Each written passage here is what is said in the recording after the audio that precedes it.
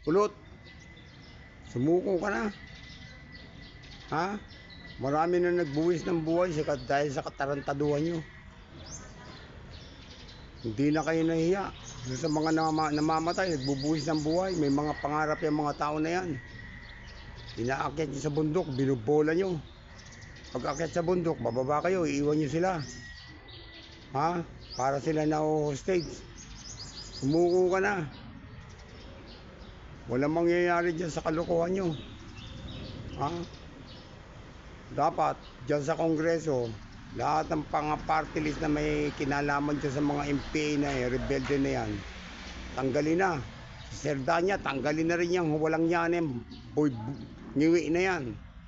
Magsisuko na kayo. Wala kayong karapatan dyan. Ha? Wala kayong ginawa kundi mag-recruit ng mga kabataan. Sumuko na kayo lahat.